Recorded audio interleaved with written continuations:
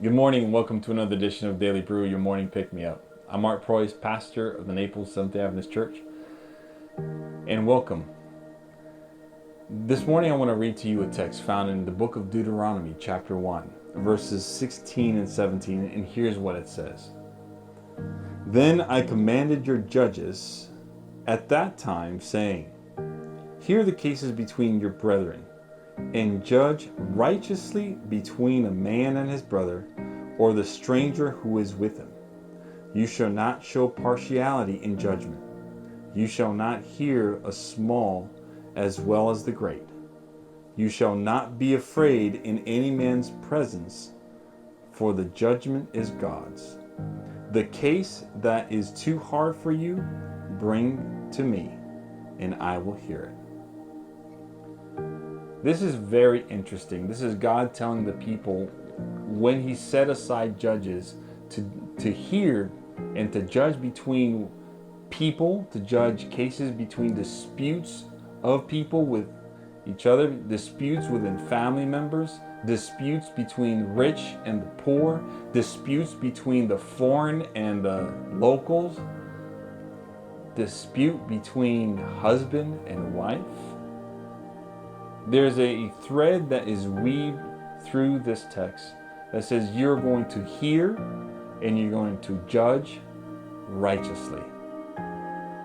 And you're not going to differentiate between class, sex, or gender, or status, but you're going to pronounce a righteous and justice judgment.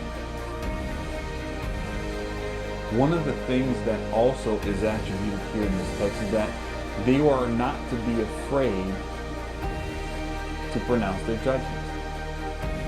Have you ever wondered when you have to decide between two individuals and their arguments, how one is going to feel and the other one is going to react as a result of your judgment, either favorably or unfavorably towards them?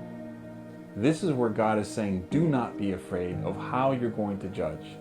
As long as you are judging fairly, righteously, impartially, despite their status, despite what they bring to the table or what they lack.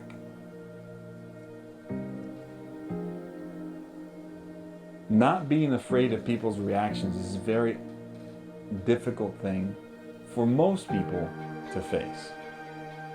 But as we judge between things and people, if we are judging things righteously and we are not discriminating, we should be at peace, despite what other people think. What are you judging today? What are your reactions and interactions with people going to look like today? Are you one of those individuals who love to please people to the point that you become afraid of what they're going to do as a result of your decisions? I want to affirm you and lift you up because God is saying do not be afraid of their reactions if you judge them righteously and you hear them as well.